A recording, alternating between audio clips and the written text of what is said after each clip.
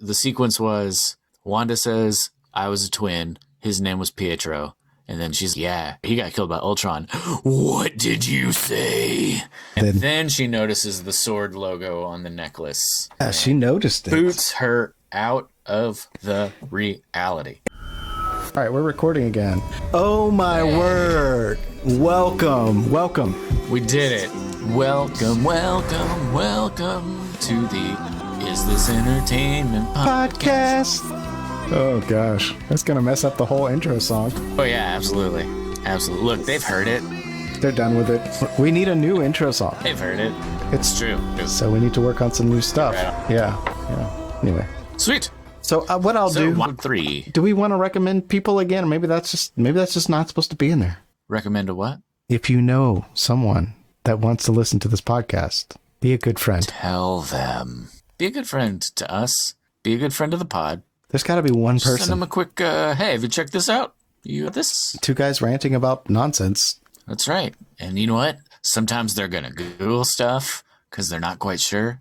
And sometimes they're funny. They're going to make assumptions. Sometimes they're wrong. Sometimes they're going to rant about pizza for 5 minutes. Sometimes there'll be an ASMR episode. Yep. At any rate. The share button. Hey. Before we begin. Hey, man. How you doing? How you doing, bud? You doing all right? I'm all right. Good. Yeah. As you listen to the sound of my voice. So WandaVision, you got the monitor on where you can hear yourself? No. Do I sound all right? Oh, okay. Yeah, no, I don't. Yeah, you sound fine. Do I sound different today? Definitely. Absolutely. Where we just say hello into the microphone over and over again. 7-year-old children. Am I talking? Hello. We're aspiring voiceover artists. Hi. In your mind, feel the power of the crystal. I just lost it. Hey, watched Wonder Woman again last night. Oh, yeah. New thoughts? Yeah. No, not really. It was fun. That's meh. It was fun. Yeah, I liked it. I would put it at if the original Wonder Woman was a 9 out of 10, I'd put this one at a 6.5, 7. Yeah, you're too kind, sir.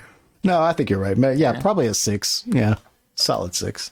Yeah. If it was between rewatching Suicide Squad or Wonder Woman 84, I think I'd watch 84. Yeah. It's the second. Suicide Squad, I would put it like a 4.5 to 5, somewhere around there. If it was between Batman versus Superman. When you take into account something we skipped over, we glossed over, it didn't cross our minds at the time, is Wonder Woman taking advantage of some other dude's body. Yeah, no, there's definitely some consent issues going on there.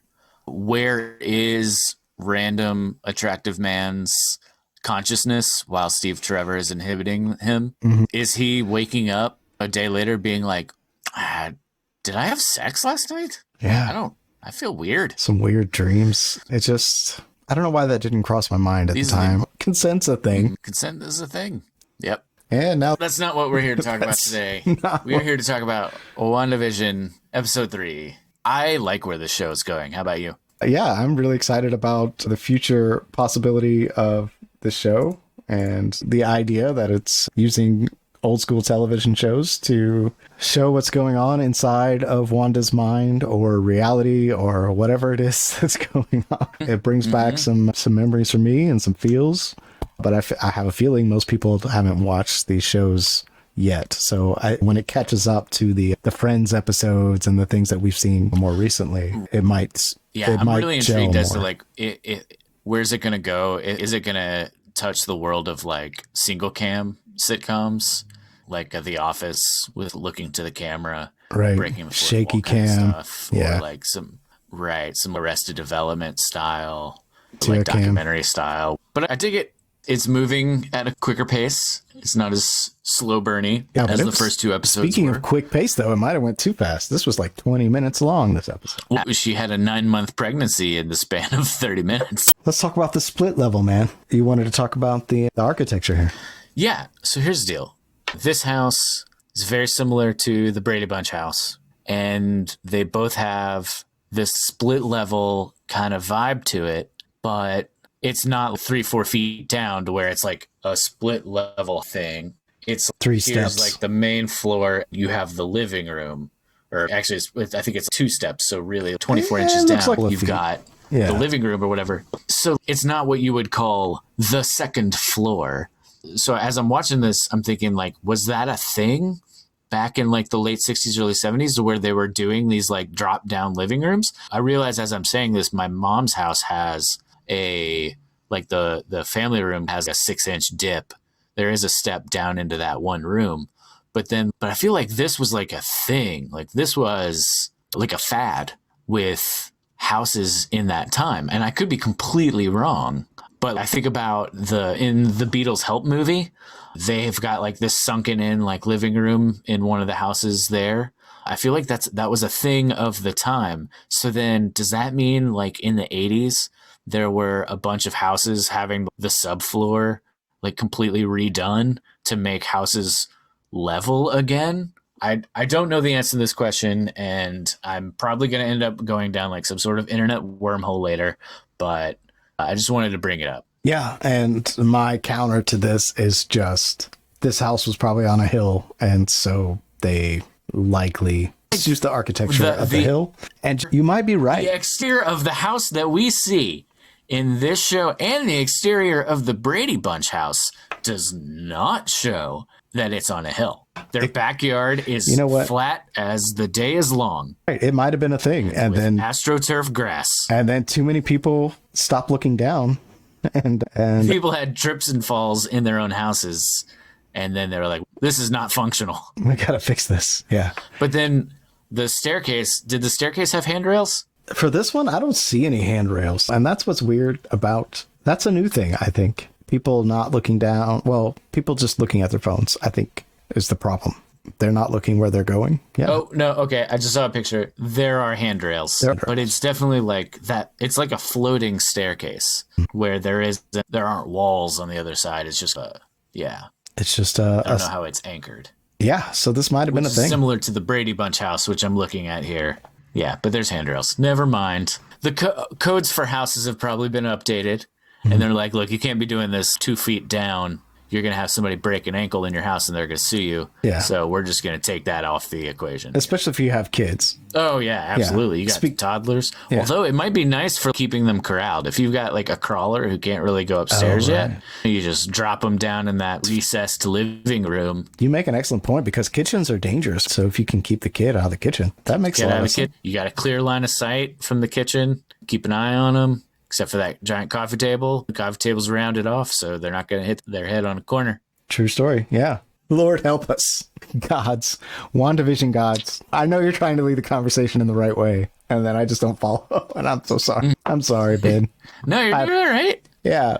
Hey, we're all doing our best here. We're all doing our best. We're all doing 80% of our best. There's probably 20% out there that we could reach down deep and grab, but look, it's not that serious. It's not. It's WandaVision. Yeah. So the philosophical implications here, they're getting weird. It's getting weird about what reality is, what her reality is.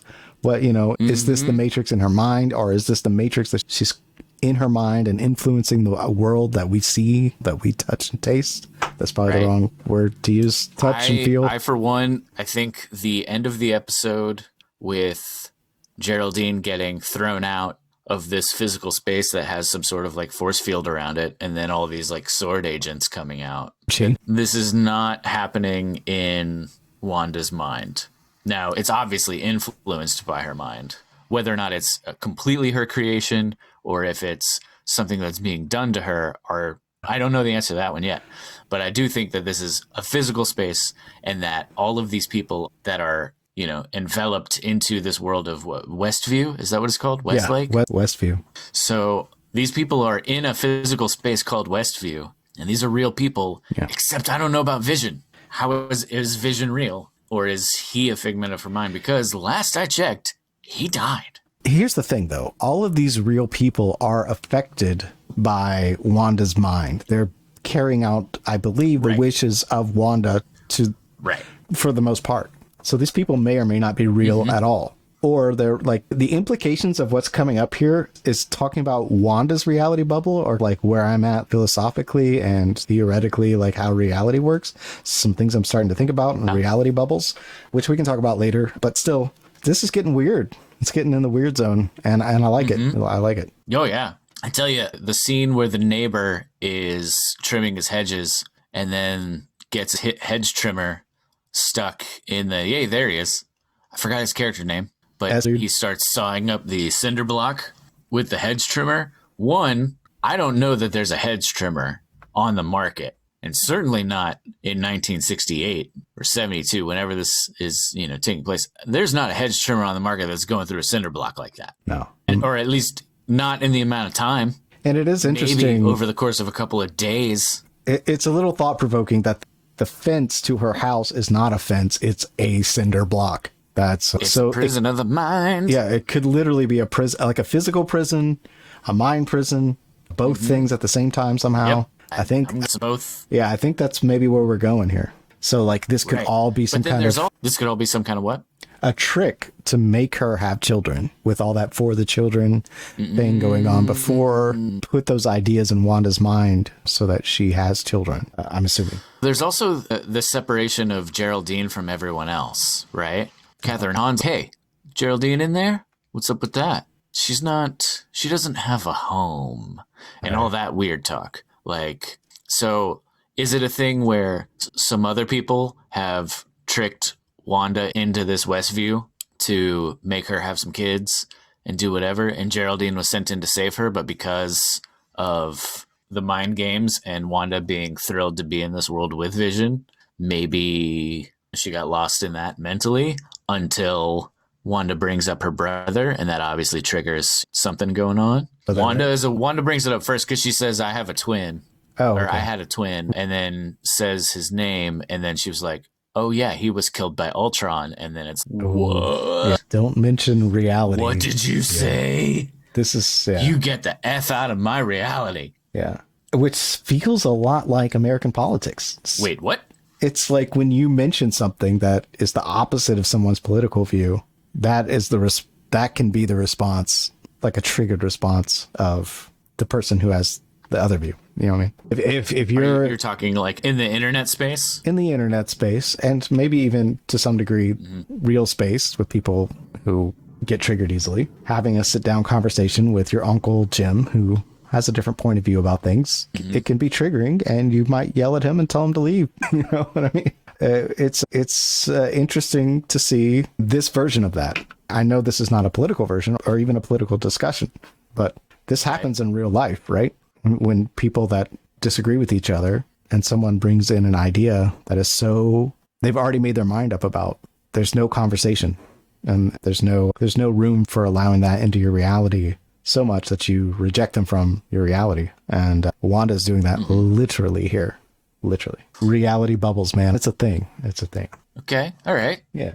We can get back to the episode. No. What's a reality bubble? So a reality bubble. I'm curious. This show is an example of a reality bubble. I think everyone carries their own bubble of reality with them. What they feel like reality is, what they feel like their beliefs, their views, their paradigm, if you will. They carry that with them. And in general, most things will reflect. Most things in their life will reflect their beliefs, their own reality bubble as they see it. And if something tries to enter their reality bubble that is not cohesive with it, it will be rejected. Like quickly and like this.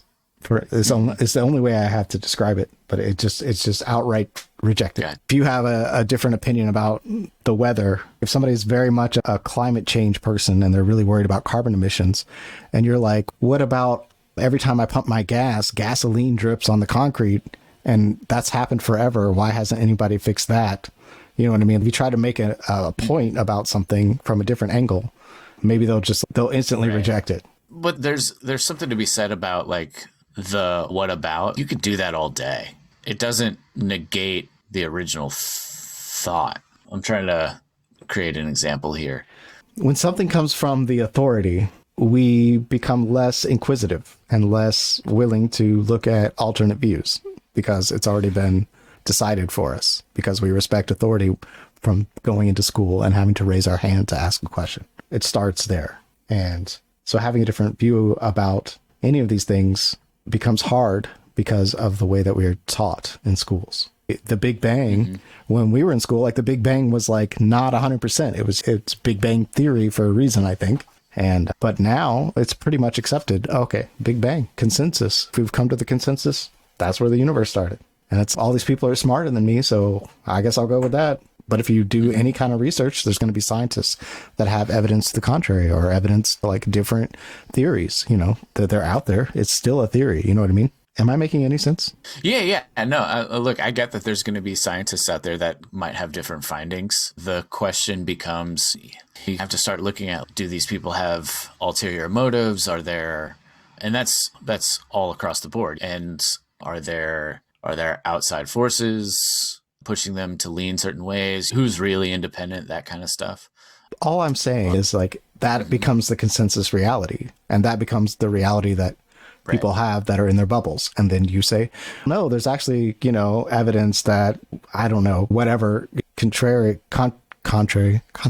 that scientists said universe is expanding, scientists said universe is contracting. There's two different theories out there. So one person has accepted one thing is true, and another person accepted another thing is true. And then when they talk, in general, the opposite thing is rejected, like outright. And I think we're just seeing a literal version of that in the show. That's all I'm really getting at. I'm not trying to go super deep here. I'm just trying to just put the idea in that maybe we carry our realities with us. That's all I'm saying. What I'm getting at is, if you want to change your reality, the person you should be worried about is more yourself and not everyone else. That's really all I'm getting at. Because your bubble affects what's around you.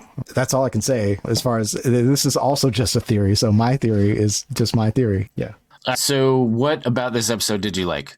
Woo! I love. What was your favorite part? I got the most weird vibes when this happened. When he just starts at his face. Oh my gosh, it was so good. Yeah. I love that. For a minute, I thought they had done something to his eyes. I thought maybe his eyes were like bluer, but then I rewatched that scene, and turns out no, that was just in my mind. I thought maybe he had gotten zombified. Just stellar acting. Yeah. Oh my goodness. Also, again, that hedge trimmer's not going through that concrete block. Yeah. I can't state that enough. So what's weird here is this is like Wanda losing a little bit of control over her bubble here. That's what I feel like this is. Like she's, because of the pregnancy that's going on, it's throwing everything out of whack because of all of her emotion that she seems to have a little bit of difficulty controlling. Speaking of which, I also really enjoyed the peacock, well, not the peacock, the stork. Yeah, the stork. That was great. That was my favorite part of the stork was him going for the fish on the fish print of Geraldine's pants. Yeah, that was great. I was like, yes, that's the real reason he's going for those pants. Them's look like fishies. Yeah, so that was pretty genius. And I just wonder, why is the stork real? You know what I mean? Like, why does it become alive? Yeah. In my mind, I just chalked it up to, that's just part of, it just goes hand in hand with all the other stuff that's going on. Power going out, raining in the house, the pictures on the walls spinning. Like, it's just one more manifestation of Wanda's powers going nuts. Yeah, but this could be, like, the stork could literally be like a part of the outside. Else. It could be part of the outside influence, or it could be just Wanda's stuff going haywire. And these characters here, actually, they talk a little bit about what's really going on. It seems like they're trying to say it, but they can't, which is... Right. So we've got the doctor who is going to take a trip to Bermuda, but then after the kids are born, he's like, small towns have a way of not being able to get out. That was creepy. And then you've got the Catherine Hahn conversation of, look, something's up with Geraldine. She's not one of us. These are... So there's an us versus them kind of thing going on with Geraldine. She's wearing a sword logo on her necklace. So there's something going on there. Is she working for Sword and everybody else is like a willing participant in this Westview experiment? Or are they unwilling participants who want to get out of this experiment? Don't know the answer to that. Yeah. And also, is Vision real? I'm still going to keep coming back to, is Vision real? Is Vision somebody else? Is it a Steve Trevor thing where like somebody else is brought in to play Vision and Wanda's on board enough to just make him Vision the rest of the way in her mind? That would be, so he could be the bad guy here. Yeah, a lot of sense. Potentially. That makes a lot of sense. Yeah. Or he's just some other robot that's close enough.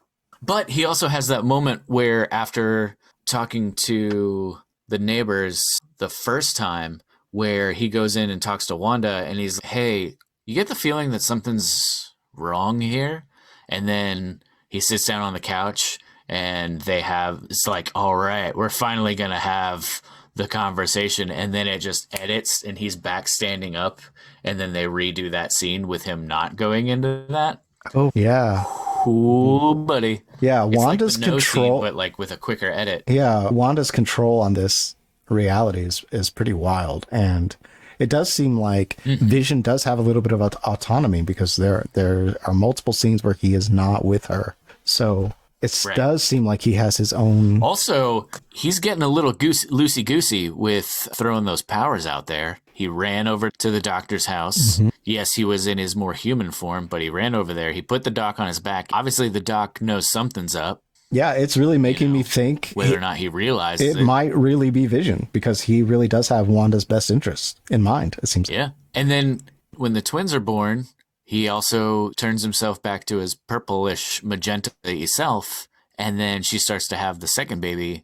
We're believing that she started screaming like she was having another baby, and the people in the room 10 feet away don't notice that he's magenta. I think there's some stuff going on. There's weird stuff going on. This is a weird. No, absolutely. This is a weird show, and I'm really excited about like what is going to be the results of this. Like, absolutely. Because we still got to figure out who's actually running the show, and then who is just a part of things, and then is Sword just observing? A lot of questions. Yeah. It makes me think that the ancillary characters only see what Wanda wants them to see, except that they're not all the same. Like the the two people in the room. The doctor mainly the doctor doesn't see him as being magenta, doesn't freak out. Like he's not that freaking out too much about even being ran 1,000 miles an hour. Right. So he said, let's walk next time or whatever, but it's like subtle hints that, but it's not affecting him too much. Not as much. If it happened to us, obviously we would freak out. He's not calling out the weird thing. That's for sure. Yeah. So is he an external character and he knows what's up? Is he a figment of Wanda's mind? Are the other two characters? Why don't we know their names? Agnes and Herb. Herb. Herb is his name. Herb. Agnes and Herb. Herbie. So yeah, they seem to know something extra. Are they a figment of her mind also? Are they real? It's just getting weirder and weirder. I think they're real people. Based off of the doctor's line about small towns, you can't really get out of them. And like the sadness behind that line. The way he said it, it just made me think, this is a guy who doesn't understand what his situation is, but understands that he's stuck. And then the conversation... But if he understands he's stuck, why did he just have a plan to go to Bermuda? You know what I mean? Because I think they're they're living their lives in this sitcom world. I don't think they go on pause until they're needed for the plot. I think they're all like living within this framework. And then the car breaks down. He was never going to get out anyway. There's always going to be something that keeps him in there, kind of Truman Show style. And then with Agnes and Herb, I think the real question is, are they willing participants or are they people who just happened to be there who are along for the ride? It makes me think a little bit of Dark City. Did you go back and watch this after we talked about it? Shell? No, I didn't. Okay, so there's this vacation place that he's trying to get to called Shell Beach, and there's always these pictures of it and it's beautiful or whatever, but like he can't get to it. It's like a similar situation where it's like he can't leave the town. Yeah, it's a location, but like you can't get out of the town. You know what I mean? Yeah. It's like Bermuda is a location, but for whatever reason you can't leave. So did you think as a child, in the same way that we all thought quicksand was going to be a problem that we had to deal with as adults, did you think the Bermuda Triangle was going to be a thing that was referenced all the time?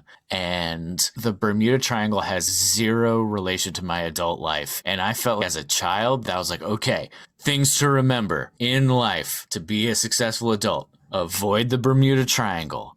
Look out for quicksand. Ever since the David Copperfield days when he went to the Bermuda Triangle, I was like, what is this? 2 episodes in a row where David Copperfield has come up. Yeah, that guy was a master entertainer. What was his duck's name? He had a duck? What? I don't remember this at all. Yeah, you should go back and watch some of it. It's classic, man. Yeah. I can't believe you didn't grow up with that. That was just some Some of the happiest times. I remember the specials being on. I just never had the patience to sit down and watch them, or just wasn't at home at the time. I don't know. Man, some of the happiest times of my childhood watching that stuff with my fam. Yeah.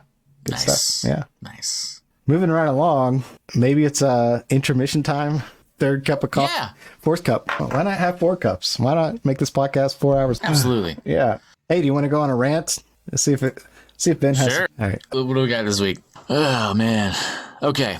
So last week I talked about how I get an email from Domino's every day because they want me to order pizza. I also get I get an email and a text message, not every day, but I would say 2 to 3 times a week from Chili's. And they're like, you guys, restaurants open, free appetizer on us, come eat indoors. And I'm like, no, I'm not doing that right now. Maybe later. Check in again in 6 months.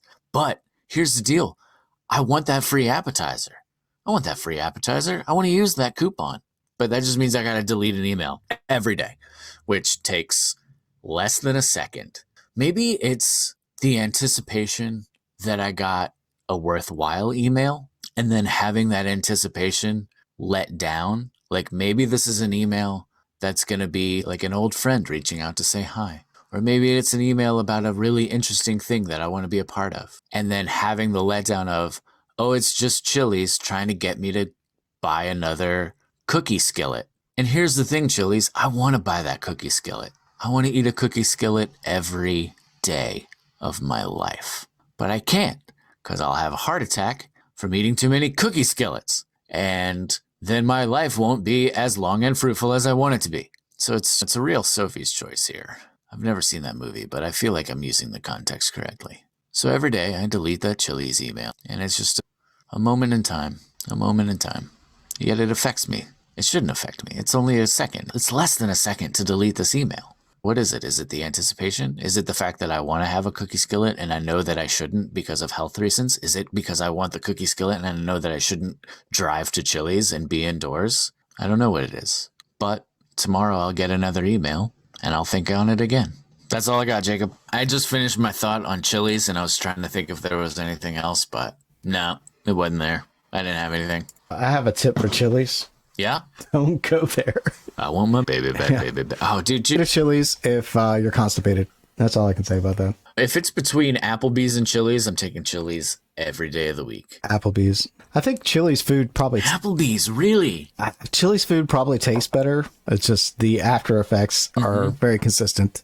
Well, what are you getting at Chili's? I've tried 2 different things. Like an undercooked burger? It's been years. I had Chili's, and then I had the after effects. And then I told myself, I'm never going to eat at Chili's again. And then years later, I tried it again, and same after effects. I'm going to go with my confirmation bias on this one. Yeah. Hey, look, maybe your body's just not set up for Chili's. Yeah, true story. Are there chicken crispers? Wonderful. Chicken crispers. Like... Chicken crispers. Compared to it's a chicken tender. It's a chicken tender, but it's like slightly, the breading is a little bit more akin to a Long John Silver's, but without all that grease. So it's really like crispy, a puffy, crunchy quality to it. Yeah. So it's not like a softer like Lee's chicken. Lee's chicken's my favorite. I haven't had Lee's in a hot minute. We take an extra trip out there like every other week or so. Yeah. Do you go out to the one on Brownsboro? Yeah. I think that's the only one here. Yeah. Is that the only one? Oh, wow. Why did I think there were more of those? Yeah. No, Lee's is good. They're everywhere. They're everywhere. Yeah. Okay. Yeah, I remember when we were on the Blue Apple Players touring, there was like Lee's everywhere, like just random weird stops. Really? Yeah. That was fun. It was nice to be able to do theater professionally for a minute. Right? Yeah. Tell me about your professional theater moments. You've had some. Professional theater moments. Do I have any? I don't know that I've ever been like officially paid for theater other than the occasional improv show, which I love the improv shows because you don't have to learn lines. You just make them up. It's great. It's so much fun. Yep. Yeah, man. I don't know. I think I got paid for doing that. I think I got a little bit of gas money for doing the Theater 502 show. Oh, okay. A couple years back. I just played drums in like the third act of a show was a musical. So I played drums in that very poorly. Sean Donaldson was like, you can't read music? How are you this old and you can't read music? And I was like, sorry, bro. I don't know how. I don't know how to read music. Yeah. You don't need to. You're fine. Give me a hard time about that. What else? Now, I have been paid for the occasional commercial, and then my 6 lines in a Hallmark Mysteries movie produced by and starring John Voight. Did that back in like 2016. Oh, that's awesome. And then I was replaced in the sequel. Oh my God. Get yourself some Hydra soap. Find the goddess within. Luxury bath powder. Okay, so bath powder. Is that... It's the precursor to a bath bomb, I think. Okay, because I feel as a child, any bubble bath situation was all in liquid form.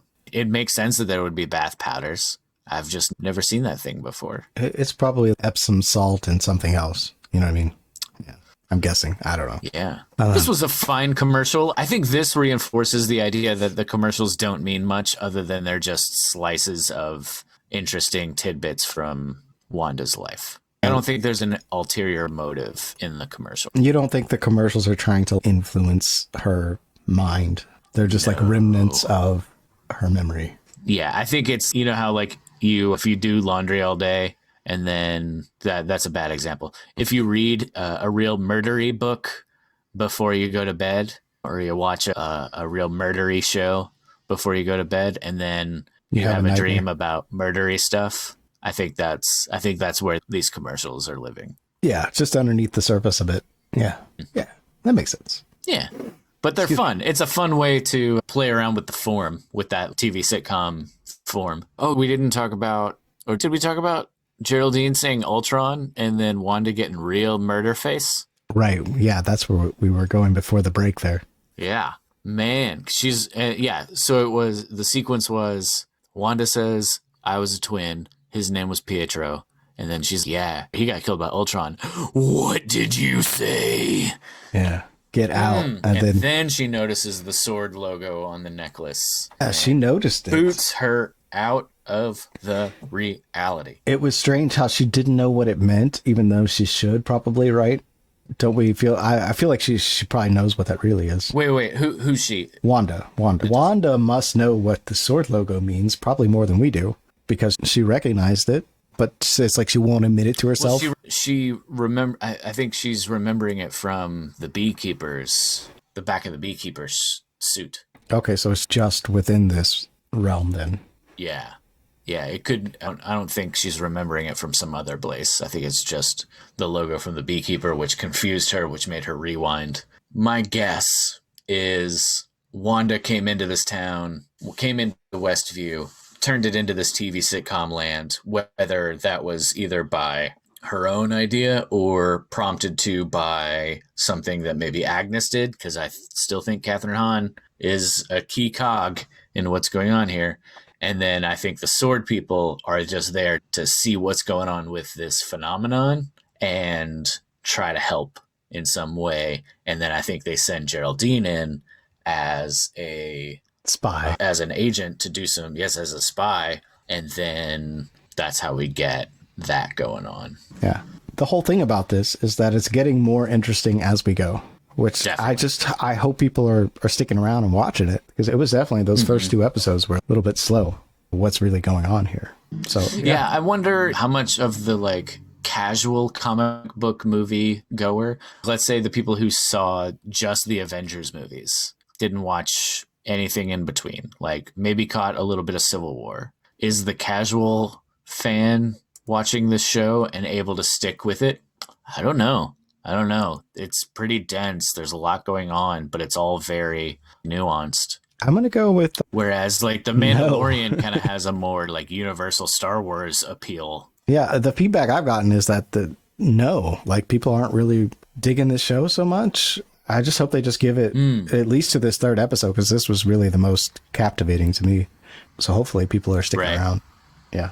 So this happened when? This moment was from when the house was freaking out, when she was having her Briggs-Myers, when she was having the fake contractions. Yeah. And then that was causing the house to spin. So it was pre-water breaking, but when the house first started to have a connection to her contractions. I'm pretty sure Myers-Briggs is a personality test. Oh, really? Yeah.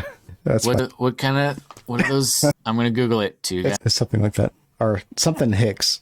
Braxton Hicks. That's what it is. It's a hyphenated name. Myers-Briggs. Come on, man. What was I? You know what? It's a personality test. Yeah. It is a personality test. I was reading something and they brought up the Myers-Briggs test. Somebody brought that up maybe on a post somewhere. Yeah. Yep. How many personalities are in a Myers-Briggs test? I have no idea. I don't. I'm going to Google it. I'm obviously unfamiliar with it. You've never taken that? I haven't put a whole lot of time and energy into it. Can't keep a straight face. That's probably ruins the comedy element. There are 16. Hey, wait, what happened to my face? Oh. What happened to my face? Oh, no. Googling stuff over my face. Okay. Jacob been Googling stuff. Okay. There are 16 Myers-Briggs personalities. Sweet. But which is irrelevant to this conversation. Jacob, you're thinking Braxton Hicks. I'm thinking yeah. Wait, what? Braxton Hicks contractions. Yes, the classic. Oh, what's funny is the Lamont. Yeah. That was a lot of fun. These marriage jokes, also pregnancy jokes, they're landing with me and my wife. Like, we're really enjoying the crap out of it. It's because we're like older. But they're really landing pretty well with us. I don't know how they're landing with you. It's gonna be okay. We'll get through this. Oh, you know what? Let's talk about this. Here, let's talk about this. Okay.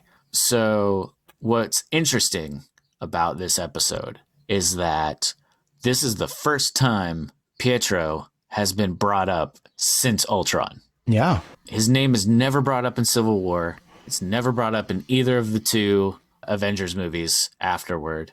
Is that a function of Fox and Marvel having, like, Marvel gets to keep Scarlet Witch and Fox gets to keep Quicksilver because Quicksilver was such a good character in the newer X-Men movies, to where it was like, okay, y'all take this one, we'll take this one, and we just won't talk about it ever again. And then now that all the Fox material has reverted to Disney, then they can bring him up again. Do we think that's why? That makes a lot of sense. And they can even... Right? They can bring him back in either form now if they wanted to. Is true. Is he a different character? Is he a different name in the other one? Was he Pietro in the other one? I think he's named Peter. Oh, I see. Yeah. Yeah, I think he's named Peter.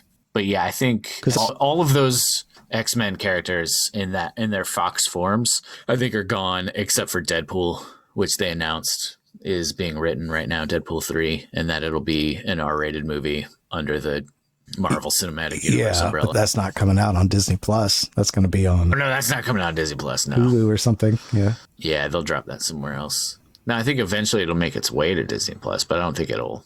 No, because you don't... Disney Plus is very kid-friendly. You don't want your... Does it not have any R-related stuff? No. R-rated stuff on it? No, I think that's the whole point of it. I guess not.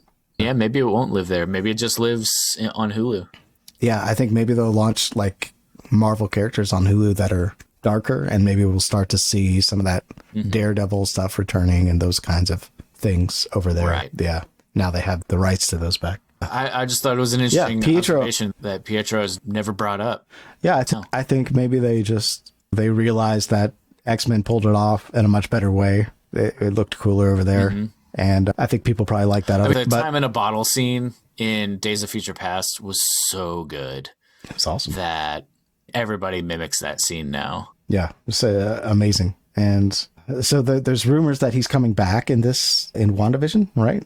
There's rumors that the actor's coming back, or it could be even the Fox version. I'm not sure. I remember reading a rumor about him coming back. And if Wanda has the ability to bring people back from the dead, man, she is just unreal. Like on another level of superhero than we've ever seen before. She really is. Right. Yeah, she's vulnerable, like as far as like a human.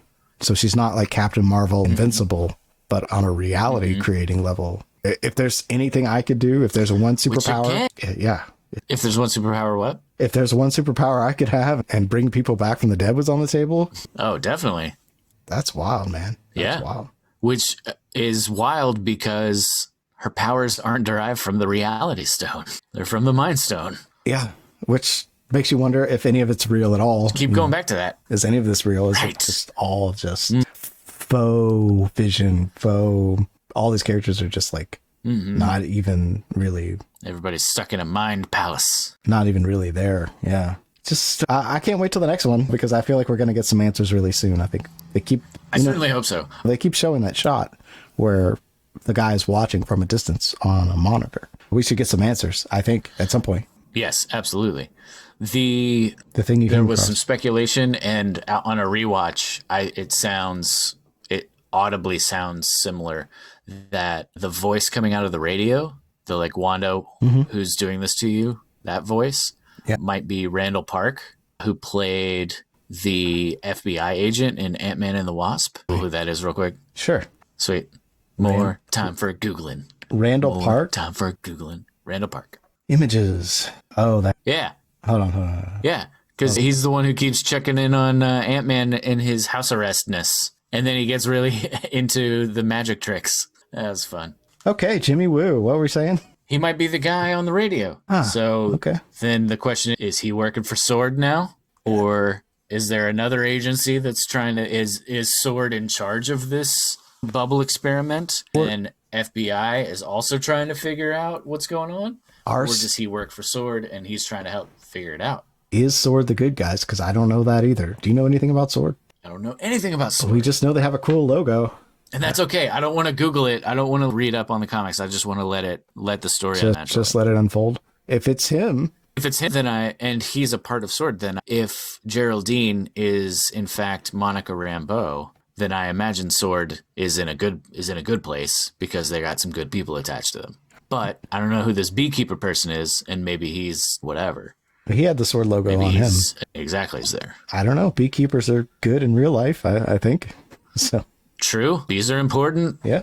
Environmental. My uncle has bees. Things. Yeah. Yep. Where are we going with this? It could be him. It could be him. He might be a part of the show. He might be integral. So, awesome. That would be cool. Yeah, I love this guy. Like he's so fun. Or maybe it's somebody else's voice and it just sounded enough like him to make the internet speculate and for me to go along with that speculation. Yeah. No, he's really he's a funny guy, and he's hilarious. His personality is quirky, so he's actually pretty serious in Ant-Man for the most part. Yeah. Just different. Before we go, I know we did the sharing thing at the beginning. Do all the things for every conceivable service. So do us a favor, go on Spotify, leave us a comment and all that stuff. Well, can you comment on? You can't comment on Spotify. No, I don't think you can. No. I think I just made that up. Yeah. Then go to Apple and do the same thing with all of the things that Apple can do. And then go to our website, isthisentertainment.com. Click on the podcast, leave a comment there too, just to let us know you're there. Yeah. And then tell a friend. Yeah, tell a friend. Yeah. Oh, and then go to YouTube, find us, like, comment, share. You don't have to do a full episode. You could do maybe a 3-minute clip that, just happens to be there. Something along those lines. Help us. Help. We're not helping you at all. Yeah. This is probably the entertainment. This is probably the worst part of your day. We probably ruined your day. Imagine you're doing some laundry and you're running around the house doing some errands. Let me throw on this podcast with Jacob and Ben real quick. Yeah, if we haven't completely ruined your day and you think someone else would benefit, tell a friend. Tell a friend. That's all we're saying. Yeah. That's right. Just tell a friend. Until next time. Hey, we'll be back next week with more about episode 4. Yeah. And we might have a Born Yesterday reunion. I'm not sure, but we might have one with Mike. Yeah, we might be doing another music episode talking about our old playing days back in the day. So yeah, a history lesson of Ben and Jacob and Mike of sorts. Yep. Could get real interesting. Could be really boring. Could be who knows? Who knows? What about I don't know. Thank you, Ben. Thank you for putting up with me. Thanks, Jacob. No problem. Until next time, listen to the outro music. If you love it, do all the things with the dual paradigm over there. Listen to the song in your own time. Spotify, listen to us on the dual paradigm. Yeah, put it on your playlist. And we'll catch you in the next one. We'll catch you in the next one. Let me listen to this song. Yeah. Thank you, guys. Thank you. Bye. Bye-bye.